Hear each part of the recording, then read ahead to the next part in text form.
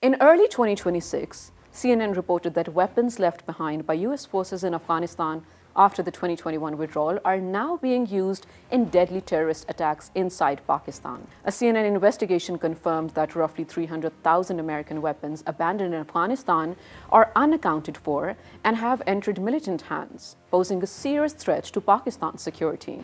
Shortly before that, in late 2025, Pakistan's envoy warned the Security Council that sophisticated, abandoned arms are flowing across the Afghanistan-Pakistan border, arming banned groups including the Tehreek-e-Taliban Pakistan, the TTP, and the Baloch Liberation Army, BLA, and undermining ultimately regional peace. Independent reporting and watchdog estimates place the value of abandoned US military equipment at over $7 billion, including hundreds of thousands of small arms, vehicles, night vision gear, and other advanced systems that were originally supplied to Afghan forces. Items reportedly recovered from the militants include M4 and M16 assault rifles, machine guns and sniper weapons, night vision goggles, and thermal sighting equipment. So Pakistani forces, as a proof, have publicly shown some of these arms, bearing the US government markings recovered in counter-terror operations.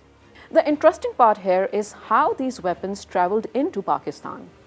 After the collapse of the Afghan National Defense and Security Forces in 2021, large stocks of the US equipment went unsecured. Reports and analysis suggest that many of these arms entered informal markets, an arms bazaar inside Afghanistan, and along the porous Durand Line. From there, they were trafficked into Pakistan's tribal border areas through established smuggling networks.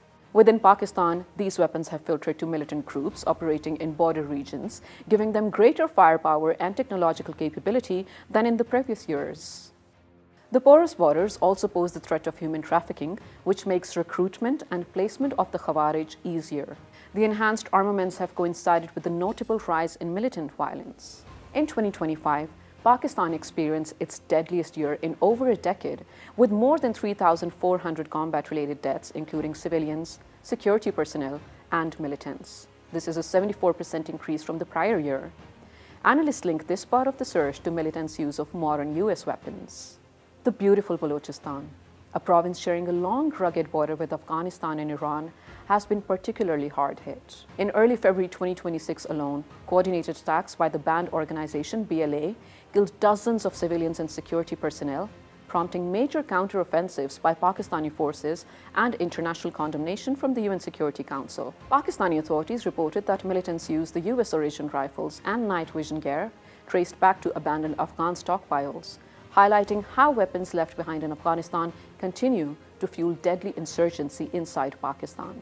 Pakistan has already called for international cooperation to track and recover abandoned weapons, tighten controls on surplus arms, and prevent Afghan territory from being used as a staging ground for attacks.